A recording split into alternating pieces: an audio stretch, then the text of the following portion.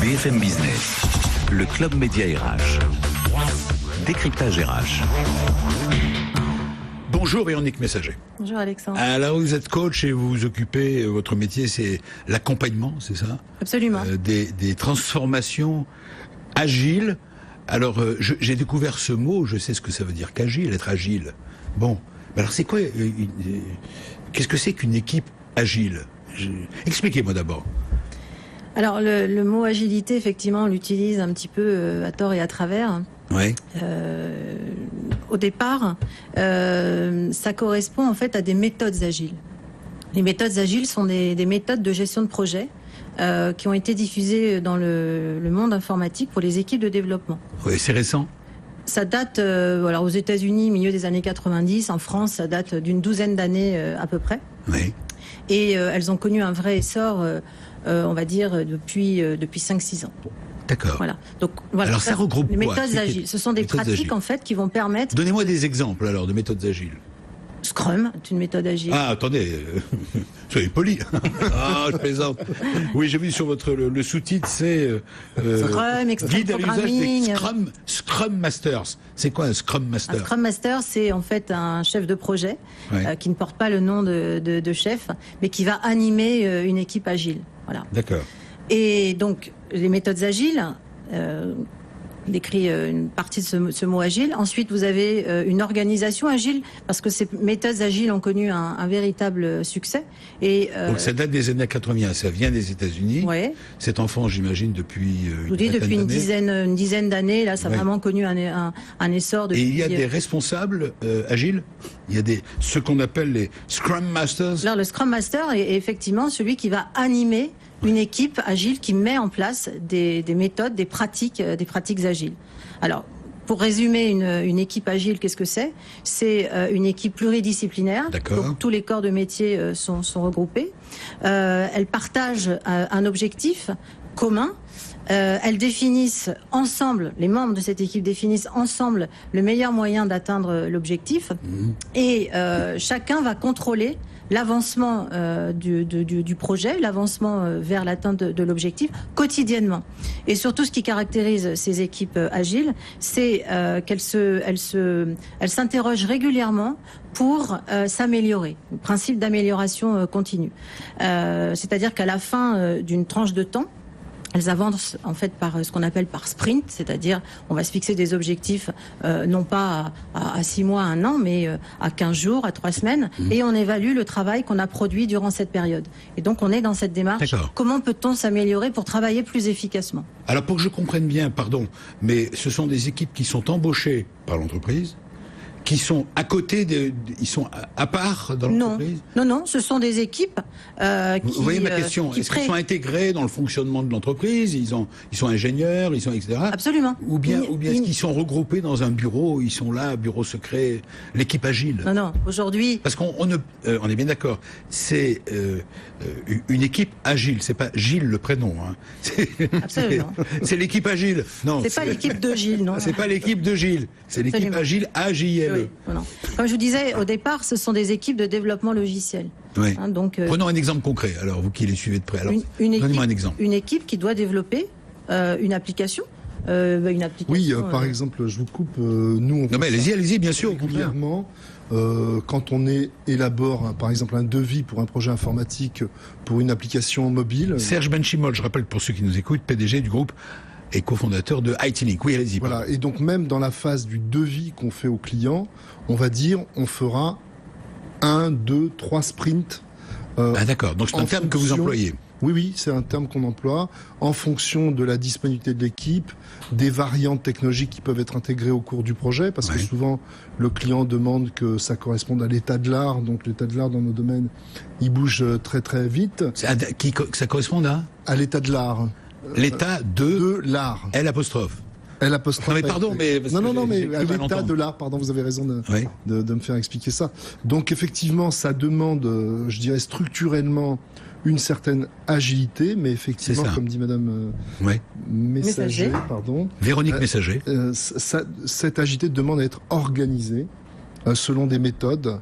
Et donc on est assez familier de ces méthodes qui effectivement nous permettent d'atteindre des objectifs intermédiaires qu'on valide et ces objectifs sont atteints plus rapidement. Alors je vais demander, avant que vous poursuiviez, je vais demander à nos autres invités, notamment Alexandre qui est déjà venu, et vous aussi bien sûr, dans quelques minutes, Christophe Bergeon, vous allez intervenir pour la start-up qui recrute. Vous vouliez dire un mot, tiens, Christophe Bergeon? Oui, parce vous avez vu aussi les on connaît très bien cette méthode puisqu'on l'a implémentée. Nous, on est une start-up, donc on est complètement dans ce que vous étiez en train d'expliquer. Oui, ça paraît logique pour une start-up. C'est le cœur de notre métier, c'est le développement. Donc c'est une équipe de développement. Et on a démarré sans mettre en place ce type de méthode. Après quelques mois, on a commencé à grossir. On a eu 4-5 personnes dans notre équipe de R&D qui développent nos produits. Et à partir du moment où on a mis en place un Scrum Master, des sprints, on a vu l'efficacité qui est énorme. C'était le jour et la nuit entre ce qu'on faisait avant et ce qu'on fait aujourd'hui. Voilà, les gens participent beaucoup plus, ça s'améliore en temps réel. Et puis ça va vite et on délivre vraiment. Voilà. L'idée, c'est de produire du résultat visible rapidement. Alexandre Tamagno, vous... Alors moi en tant que client, puisque je suis client d'un certain nombre de SN et notamment par exemple aujourd'hui on met en place Salesforce, on est sur cette méthode agile. Et ce qui est intéressant pour nous le client en fait, c'est qu'on se rend compte qu'avant on nous livrait un projet informatique et on nous disait voilà c'est fini, faut regarder, faut resetter, c'était les termes techniques. Et aujourd'hui nous ce qu'on ressent dans ce genre de méthode mise en place, c'est que cette recette se fait en continu, donc il y a une certaine agilité de la part de notre prestataire, de s'ajuster à nos demandes et tout au long du projet. Voilà, oui, j'ajouterais que au-delà des méthodes, Serge Benchimol. Ce qui est important, c'est aussi de savoir que quand on rentre dans la sphère du développement logiciel ou d'une façon plus large dans l'innovation, il faut, dès le recrutement, déceler les personnes qui sont susceptibles de bien adhérer à ce type de méthode, parce qu'on a beau être jeune et être ingénieur, beaucoup recherchent plutôt des modèles où, je dirais, c'est plutôt l'autoroute, où les étapes sont loin, où on est dans une certaine sécurité du développement et tout le monde n'est pas apte à vivre une expérience agile. Alors Véronique Messager, je reviens vers vous pour votre livre. Vous voyez que finalement, comme je ne suis pas expert, je me rends compte que beaucoup de nos invités connaissent cette idée d'agile. C'est une traduction de l'anglais, le mot agile? Pas du tout. Pas du tout. Le mot agile, l'équipe agile signifie flexible, adaptable, souple, voilà, prête à se remettre en question. Donc, c'est pas du tout un acronyme. Alors, vous avez 20 ans d'expérience en tant que coach dans le coaching des projets et des hommes, c'est bien ça? Vous êtes certifié HEC. Oui. Ça veut dire quoi, certifié HEC? Il y a un tampon, Oui, absolument. Vous savez, aujourd'hui, le mot coach, c'est comme le mot agile. On l'utilise aussi un petit peu ici ou là. Oui. Il y a des coachs qui sont certifiés professionnellement et des coachs qui ne sont pas certifiés. Et voilà. Alors, ce livre est destiné à qui? Alors, en fait, il est destiné... coacher une équipe agile. Aux Scrum Masters. Les fameux Scrum Masters. Animer une équipe agile, aux managers qui supervisent ces équipes agiles, et puis les membres des équipes elles-mêmes, qui peuvent trouver un certain nombre d'exemples, de situations vécues, d'illustrations dans lesquelles ils vont se retrouver. Et vous, dans ce livre, vous montrez comment une posture, dites-vous, une démarche de coach se sont avérées essentielles pour réussir des missions auprès d'équipes ou de personnes en contexte de transformation agile. Ce qui caractérise une équipe agile, c'est l'auto-organisation, la responsabilisation des collaborateurs. Par conséquent... à l'intérieur de l'entreprise, à l'intérieur du système. Absolument. Tout en respectant un cadre, bien évidemment. C'est pas...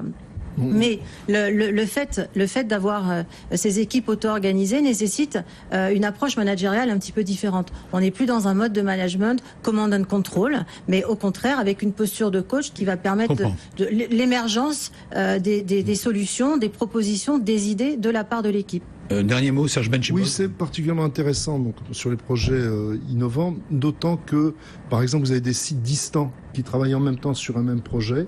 Donc là, c'est encore une complexité de travailler à distance en mode agile.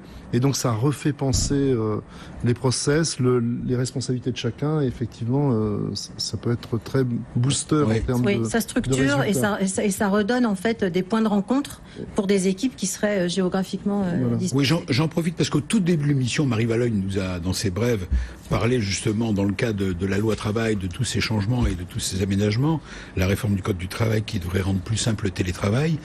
Au fait, le télétravail, ça existe dans votre... Ah oui. Vous venez de prononcer la phrase. Nous, on faisait de la poésie, de la prose sans le savoir. On l'a mis en place presque naturellement. Et puis, de plus en plus, la loi encadre ces pratiques. Qu'est-ce que vous attendez de la loi, justement? Personnellement, pas grand-chose, puisque les gens... Vous avez déjà commencé, vous l'avez Voilà, on le pratique depuis déjà un certain temps. La moyenne d'âge chez nous, c'est 31 ans. Donc, les gens n'ont pas non plus vocation à passer l'essentiel de leur temps chez eux. Mais de plus en plus, par exemple, notamment en Ile-de-France, les distances font que c'est plus... Et comme on peut plus rouler dans Paris, c'est plus efficace maintenant. Merci Madame le maire.